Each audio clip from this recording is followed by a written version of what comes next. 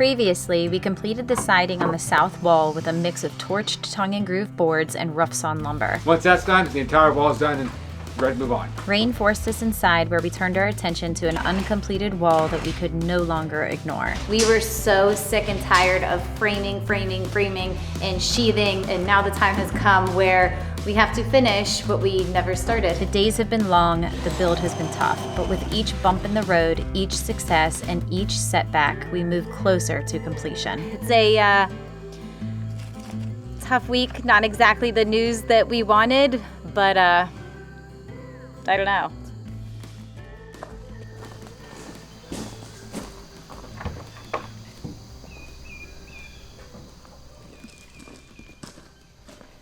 As you guys know, we recently upgraded our solar setup. We went from 1 inverter to 3 inverters, and that required us to take everything down and rewire everything. And with that being said, we also have generator backup, and we can use the generator to recharge all the batteries. According to the manual, you can actually have the generator charging off 1 inverter, which we had previously because we only had 1 inverter up. Now that we have 3 inverters, it still says we can do 1 inverter to charge the batteries through the generator. And I don't like the setup. I just don't like it. It actually puts inverter 2 and inverter 3 into fault mode. This picks up the entire generator load. With everything wired together with the communication wire, it talks to the SCP, so we can program the system to allow generator support amps. And I chose 25 amps because previously I had it set at 75 amps for 1 inverter. But I put it at 25 amps now since there's 3 inverters. Inverter 2 goes into fault, inverter 3 goes into fault, and then all 75 amps goes to inverter 1. So what we want to do is put 2 more breakers in there, have each breaker wired into inverter 2 and inverter 3. So when the generator does turn on and start charging, inverter 1 has 25 amps charging, inverter 2 is 25 amps, and inverter 3 25 amps. With being 1 breaker, it goes into fault mode and says breakers tripped. There's no breaker for it. Breakers tripped, no breaker for it. And then all 75 amps goes to 1 inverter. So we want to rewire everything so everything works in unison and everything flows evenly across all inverters. So off. Let's go ahead and manually turn on the generator. And you're going to see inverter 1 is going to take the entire load, while inverter 2 and inverter 3 will go into fault mode. It's going to say F77. What that means on the SCP is going to say breakers tripped. There's no breaker for these 2 inverters. While you're going to see inverter 1 taking the entire load from the generator. It's going to fluctuate between 70 to 80 amps back and forth, up and down, average of 75 amps. And the entire goal is to get that fixed so it's shared across 25 amps apiece.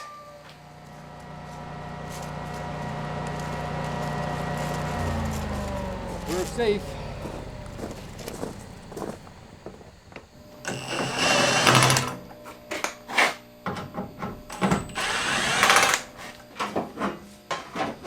All the covers are going to come off the inverters, and all I need is 2 wires into here and 2 wires into there, back to a breaker. Done deal. Easy enough. No power. I'm going to take off my line 1 and line 2 generator wires. I'm going to put the 2 new breakers in there. These are DIN rail breakers, so they actually go on a rail. Breaker 1, 2, and 3. Alright, good. And now we need to tie all those breakers together with these. So we'll go just like that. I have an extra. I'll about to cut that piece off because I don't need it.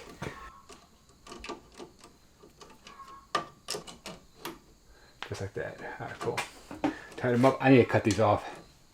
There and there. Let me mark those and I'll cut them off. 1. What happens is you have 3 breakers. You have line 1, line 2, line 1, line 2, line 1, line 2. And these fingers jump off. It's line 1 on breaker 1, line 1 on breaker 2, line 1 on breaker 3. And it ties everything together. And the same thing on this other front motor here. It all ties into line 2. Line 2, line 2, line 2. So we bring 1 feed from the generator that comes in. It's going to tie into these 2 bars. It's going to be line 1, line 2. And then from out of here, we're going to go to the low side of the breaker. We'll bring 2 more wires out of breaker 2 to inverter 2.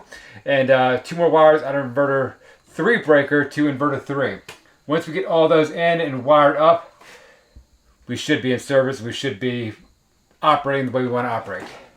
This will be for inverter 3 breaker going to inverter 3 itself. Mark him. No, pull black to there.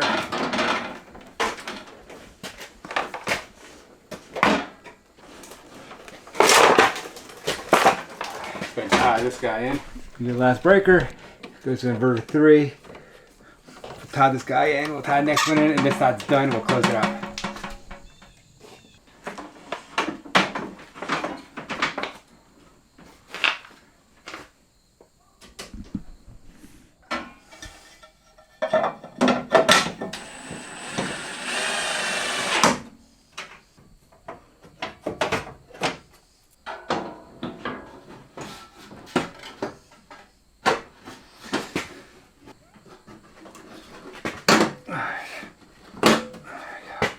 We got all the breakers wired up. We got all the covers back on. Now I'm going through and turning everything back on. I'm gonna leave the generator breakers off for now. Let's see. That's 1, 2, and inverter 3. Everything's back on and we're operational. I think. We should be. We're on. So we're in a good spot. We'll go ahead and fire these breakers up. There's no load on them right now from the generator. We have 3 60-amp breakers installed. We have a 60-amp breaker coming in and tied into the top portion to feed all of these. And don't confuse the amperage of 75 amps coming off, because the 75 amps charging at 52 volts or whatever it is, so the amperage is higher. This is just a line side from the generator coming in.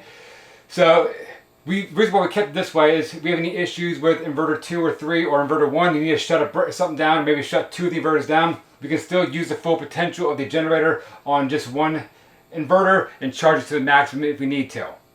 So we're on. Let's go ahead and fire it up and see what happens.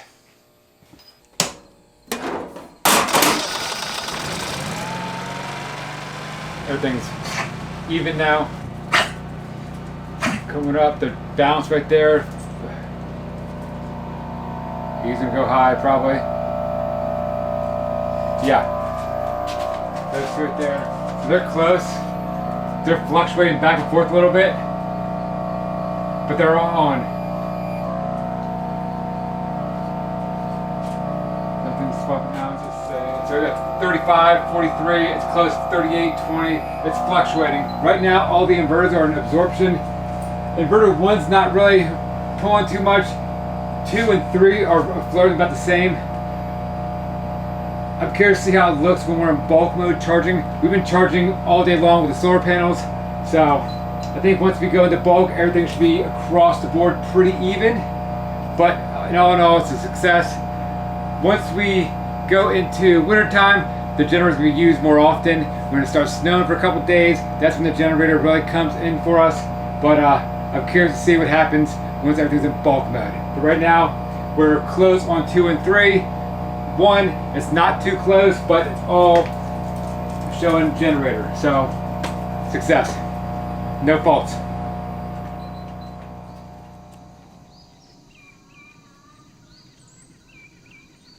When you're living off-grid, traveling in your RV, or the power suddenly goes out at home, having reliable backup power isn't a luxury, it's peace of mind. And with the new EcoFlow Delta 3 series, you have 3 powerful options to make sure that you're ready for anything. And EcoFlow is the sponsor of today's video. Let's start with the Delta 3 Classic. This 1 kilowatt-hour system is small but mighty, delivering 1,800 watts of output with a 3,600 watt surge, enough to keep 99% of your essential devices running. We're talking fridges, Wi-Fi, lights, even medical devices. It's perfect for shorter outages or weekend camping trips. And thanks to ultra-fast charging, you can go from 0 to 80% in just 45 minutes. So it's always ready when you need it. And stepping up next is the Delta 3 Max series. This offers 2 kilowatt hours of capacity, and the Max Plus model gives you up to 3,000 watts of output. Enough for longer outages, cabins, RV travel, and it supports 5 ways to charge, including solar, generator, or even dual charging to get back to 80% in under an hour. And with Storm Guard mode, it can automatically start charging when disaster alerts hit, so it's always ready when you need it. And then there's the powerhouse, the Delta 3 Ultra series with 3 kilowatt hours of capacity, expandable up to 11 kilowatt hours for whole home backup or serious off-grid living. It handles high wattage appliances like ovens, well pumps, heaters, and with up to 7,200 watts of surge power.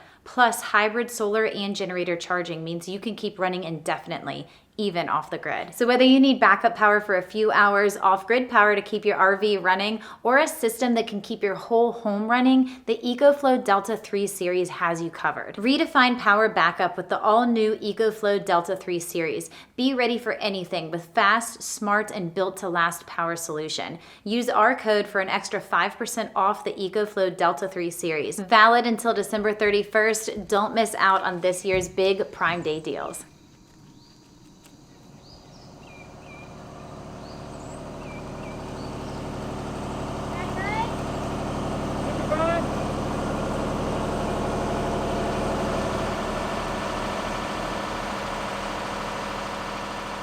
I have been working my way around the house, staining the soffit as we go from front to back. And now that that is done, we are ready to finally start working on the very last section of metal roofing. There is a small strip on the back side of the house, and then also the last remaining portion of the dormer roof over top of our bedroom. I really wanted to be able to tell you guys that this was it and we were going to be dried in after we finished this project. However, we got some really bad news this week, and that is that the skylights are all broken.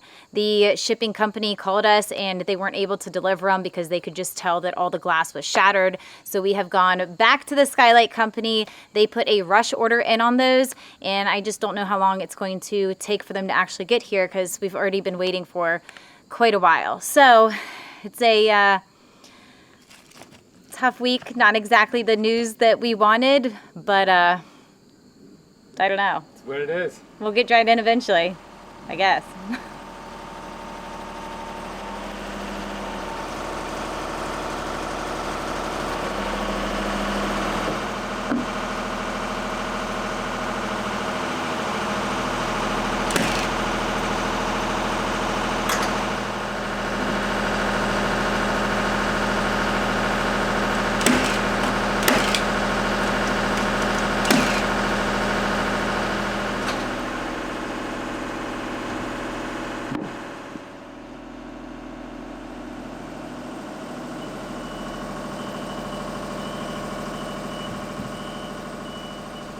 So the panel's gonna be 22 feet long.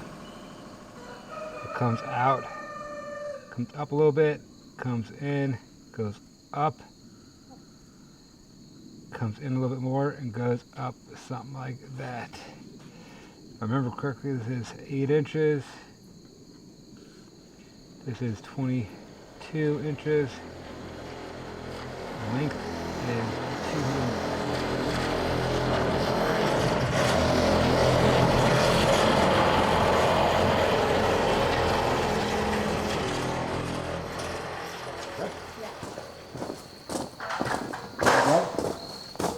Board's actually sagging below the metal panel, to tell you the truth. The board is? Yeah. Shouldn't go. If it starts to give, we're going to have to be careful. Can you let me rotate? Yeah. Ooh. Be careful.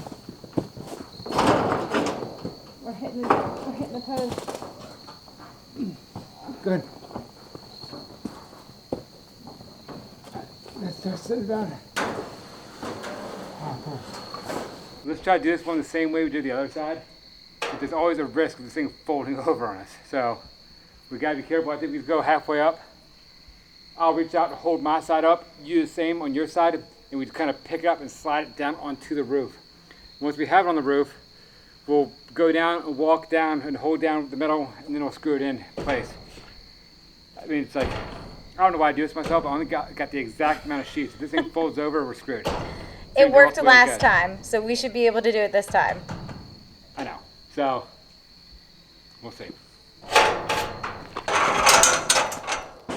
Pull it back a little bit.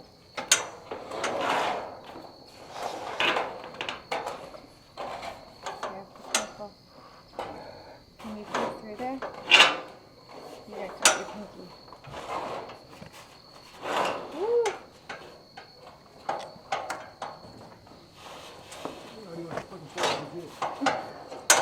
That's because it's off of the board.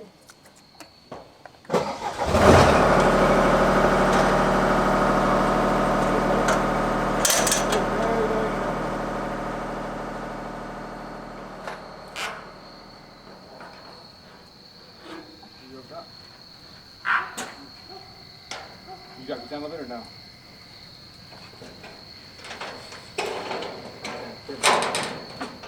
Can you hold this for a sec so I can go over? Okay, come down to me. A little more. Okay. Yep, right there. Perfect.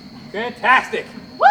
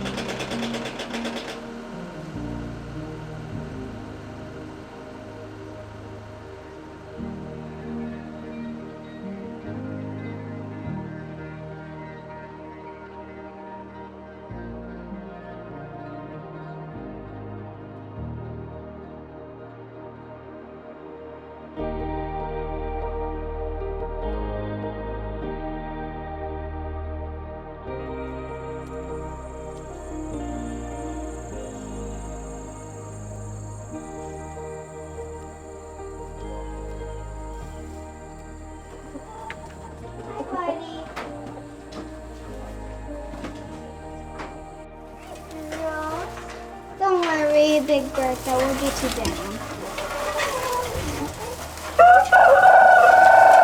I'm gonna put some hay in here for you guys so your eggs don't get cracked, girls.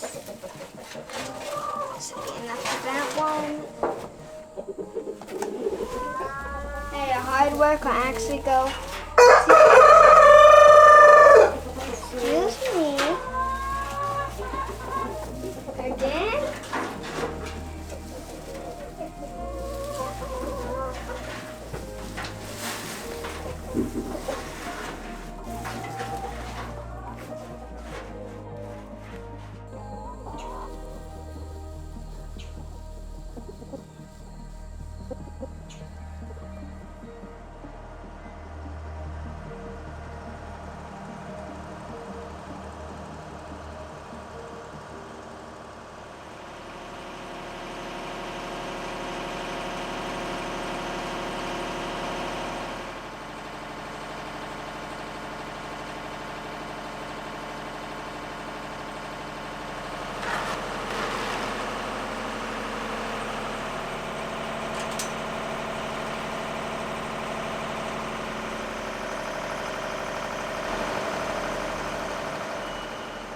I have the seams on the back side of the house all taped up, and we're kind of ready for siding, except for one portion. We had a design flaw many months back. We actually poured the foundation, worked our way up, and once we got to the second floor, we quickly realized our design flaw. We had the dormer that's supposed to be there looking at the A-frame gable side roof where our front porch is at. So we had to build an addition on to the side of the house using 10 by 10 posts just to expand the bedroom so we get the view that we want. Now that said, we had the back side already built with a dormer, and we have one dormer up, and we had to then build out. And now it looks kind of weird. It's kind of a dormer with an opening with a roof that goes up, and then the new addition portion. So what we need to do is pull the metal roofing off, close that up, make it one solid wall that goes from the bedroom over to the bathroom dormer. Once that's closed up, we're ready for siding. All the metal roof can get done, and we're back in business. Yeah, it's what it is. It's not a hard fix. It's a fairly easy fix, but it's one of those things we've been watching and looking at and not really sure what we're gonna do. But I think the best bet is to close it up, act like it was never there. Yeah. In hindsight, we would have caught the design flaw right from the get-go, and we never would have poured the foundation the way it was. But Yeah. We didn't know. Now we're fixing it.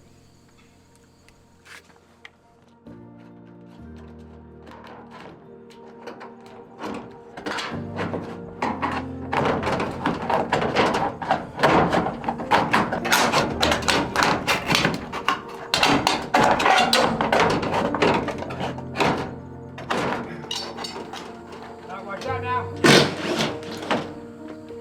It's gonna get heavy. It's gonna hit the ground.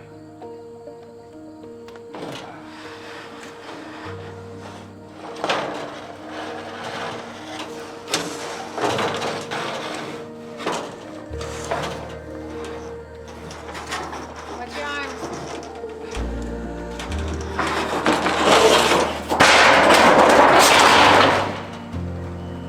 That one okay? Supposed to go like that.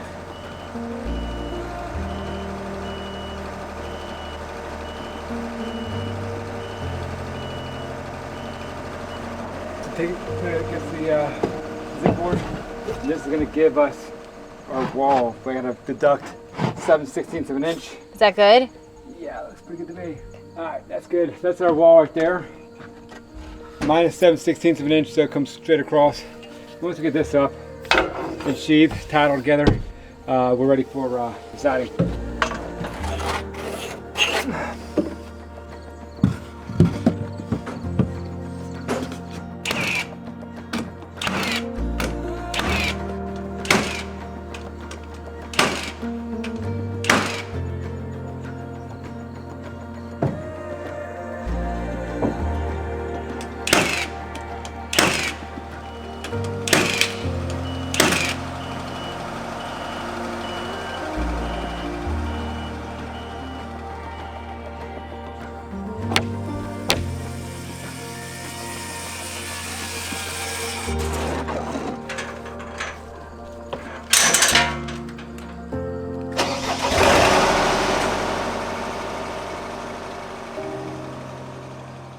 September has been a tough one. We've carried more than we thought we could, we've kept things going when it felt like they might stall, and we've pushed harder than we probably should have. Some days have brought setbacks, others growth, and often a bit of both at the same time. We've set an arbitrary deadline in place for our hopeful move-in date, which I'm not sure is realistic, but it's one that we keep showing up for each day in hopes of achieving. How's it look? Looks so much better. Does it? Almost looks like it was meant to be.